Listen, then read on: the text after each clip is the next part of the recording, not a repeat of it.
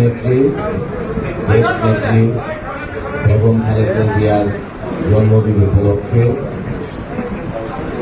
আয়োজিত আজকের এই আলোচনা সভা ও মিলাদ মাহফিলের সম্মানিত সভাপতি মুক্তাগাছা পৌর বিএনপি সম্মানিত সভাপতি শহীদুল ইসলাম এবং সকল অঙ্গ সহযোগী সংগঠনের নেতৃবৃন্দ সকলকে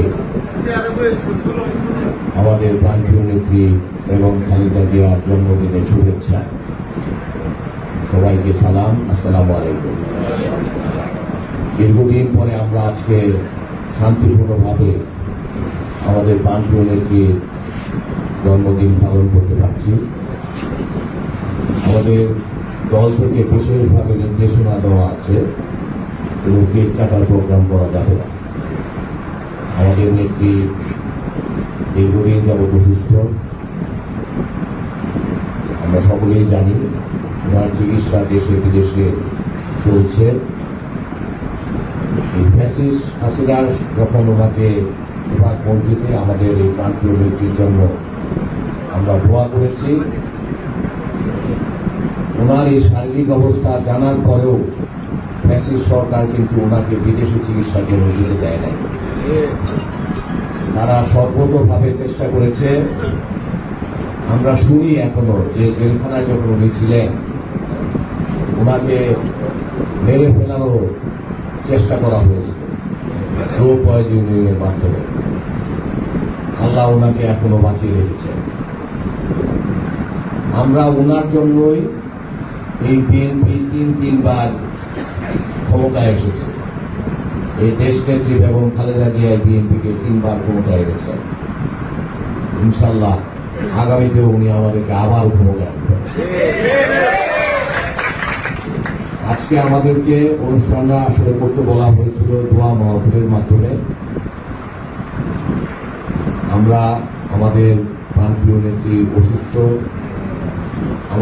আমরা সকলেই, আমি কিছুদিন আগে একটা প্রোগ্রামে বলেছিলাম, একটা বক্তৃতায়, যে বাংলাদেশের সবচেয়ে জনপ্রিয় মানুষকে এটা যদি একটা সার্ভে করা হয় তাহলে দেখা যাবে যে এই দেশের সবচেয়ে জনপ্রিয় মানুষ হচ্ছে বেগম খালেদা জিয়া। এটা শুধুমাত্র বিএনপিকেই না, সারা বাংলাদেশের আপামর মানুষ ওনার নেতৃত্বকে সকল সময়ের জন্য মেনে নিয়েছিল, এখনো মানে। এবং উনি যে কথা বলে উনি সে কথা রাখে। উনি কখনো কোনোদিন অন্যায়ের সাথে আপোষ করেন নাই বলে উনি আপোষের নেত্রী হয়েছেন।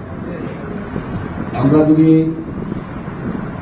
আমাদের দলের বিবেচনায় একটা জিনিস নিয়ে আসি, যে আসলে আমাদের দলের জন্যই সবচেয়ে গর্ব হচ্ছে বেগম খালেদা জিয়া। ওনার জন্যই আমরা সারা বাংলাদেশে আজকে নেতৃত্ব দিয়ে যাচ্ছি। উনি আমাদেরকে নেতা বানিয়েছেন। পরবর্তী সময়ে যখন এই ফ্যাসিস্ট সরকারের নির্যাতন নিপীড়নের জন্য ওনার সন্তানদেরকে বিদেশে চলে যেতে হয়েছে, তখনও কিন্তু উনি বিদেশে যেতে রাজি হন না। উনি বারবার একটি কথাই বলেছেন, বিদেশে আমার কোনো জায়গা নেই, আমার দেশ শুধুমাত্র বাংলাদেশ।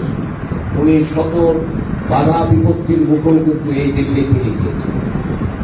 ইচ্ছা করলে কিন্তু এই সরকারের সাথে আপোষ করে উনি বিদেশে ভালো চিকিৎসা করাইতে পারতেন, উনি অনেক ভালো থাকতে পারতেন। উনি কিন্তু সেই চেষ্টা কখনোই করেন। এটাই কিন্তু আমাদের গর্ব। উনি এই বিএনপিকে বাঁচানোর জন্য, এই দেশকে বাঁচানোর জন্য উনার মতো ত্যাগ এই বাংলার মাটিতে উনার মতো ত্যাগ বাংলার মাটিতে আর কারো নাই। এবং উনার ফ্যামিলি ত্যাগ শুধুমাত্র উনি না, উনি সহ উনার 2 সন্তান দীর্ঘদিন যাবৎ বিদেশে চলেছেন। আরেকজন সন্তানকে বিদেশের মাটিতে বিনা চিকিৎসায় মৃত্যুবরণ করতে হয়েছে। উনি মা হিসাবে সন্তানের মৃত্যু দেখেছেন এই দেশকে বাঁচানোর জন্য, দেশকে বাঁচিয়ে রাখার জন্য। ওনার আরেক সন্তান আমাদের বর্তমান অভিভাবক দেশনায়ক তারেক রহমান বিদেশে থেকে এই 17 বছরে বিএনপিকে একটা শক্তিশালী দেশের সর্ববৃহৎ দল হিসাবে পরিণত করেছেন। ওনার ট্রেনিং প্রাপ্ত হয়েই কিন্তু তারেক রহমান সাহেব আমাদেরকে সংঘবদ্ধ করতে পেরেছেন।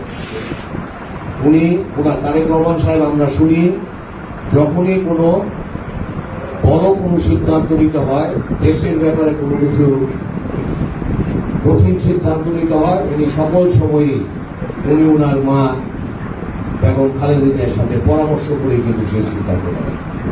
ঘুরে ফিরে আমাদের এই নেত্রী কিন্তু এখনো এই বিএনপিকে পরামর্শ দিয়ে পরিচালিত করে যাচ্ছেন। ওনার ছেলে তারেক রহমান, দেশনায়ক তারেক রহমান সাহেব, ওনার পরামর্শেই এই দেশকে একত্রিত করেছে, বিএনপিকে একত্রিত করেছে। ওনার সম্বন্ধে আসলে কথা বলতে গেলে, বেগম খালেদা জিয়ার সম্বন্ধে কথা বলতে গেলে অনেক দীর্ঘ কথা। উনি আমরা দেখেন, আমরা যদি বিবেচনায় নিয়ে আসি, আমাদের দলের প্রতিষ্ঠাতা জিয়াউর রহমান সাহেব যখন শাহাদাত বরণ করেন তখন উনি গৃহবধূ ছিলেন। উনি সেই গৃহবধূ থেকে এই দলের হাল ধরেছেন। উনি এর আগে কখনো কোনোদিন রাজনীতি করেন না। সেই জায়গা থেকে উনি এই শক্তিশালী বিএনপিকে তৈরি করেছেন। দীর্ঘ আন্দোলন করার পরে, যে এরশাদ বিরোধী আন্দোলন করার সময় ওনাকে অ্যারেস্ট করা হয়েছে, অনেক দল এই ফ্যাসিস্ট হাসিনা এরশাদের সাথে আঘাত করেছে। আমাদের নেত্রী শত নির্যাতন সহ্য করেও কিন্তু উনি কোনো আঘাতের মধ্যে কখনো যান নাই। সেখান থেকেই কিন্তু ওনার নামের আগে আপসীর নেত্রী এসেছে। এই দীর্ঘ আন্দোলন করতে করতেই উনি 91 সালে বিএনপিকে ক্ষমতায় নিয়ে এসেছেন। আবার বিএনপি ক্ষমতার বাইরে গিয়েছে, তারপরে আবার উনি ক্ষমতায় নিয়ে এসেছেন। ওনার যে ত্যাগ বিএনপির জন্য, ওনার যে বুদ্ধিমত্তার পরিচয় উনি দিয়েছেন এই দেশটাকে বাঁচিয়ে রাখার জন্য, এই বিএনপিকে বাঁচিয়ে রাখার জন্য, ওনার মতো নেত্রী আমাদের দলে আর কেউ নেই। ওনার জন্যই আমাদের দল আজকে এই বৃহৎ একটা সংগঠনে পরিণত হয়েছে এবং বিএনপি বারবার ক্ষমতায় নিয়ে আসার জন্য এক খালেদা জিয়ার নাম বিক্রি করলেই চলবে। ইনশাআল্লাহ বিএনপি। আমাদের এই নেত্রী আজকে অসুস্থ, দীর্ঘদিন যাবত অসুস্থ। আমরা সকলে ওনার জন্য দোয়া করব। আমাদের দলের প্রতিষ্ঠাতা শহীদ প্রেসিডেন্ট জিয়াউর রহমান সাহেবের জন্য দোয়া করব। আমাদের খালেদা জিয়ার যে সন্তান আরাফাত রহমান কোকো মারা গিয়েছেন, আমরা তার জন্য দোয়া করব এবং আমাদের দলের বর্তমান পরিচালক ভারপ্রাপ্ত চেয়ারম্যান তারেক রহমান, তার জন্য আমরা সকলে দোয়া করব। চলুন আমরা দোয়ার মাধ্যমে ওনাদের সকলের সুস্বাস্থ্য কামনা করি। পরিশেষে আপনাদের সকলের নেতা একে মোশাররফ সাহেবের জন্য আমরা দোয়া করব। এ বলে আমার বক্তব্য আমি এখানে শেষ করছি। সকলকে ধন্যবাদ। আসসালামু আলাইকুম।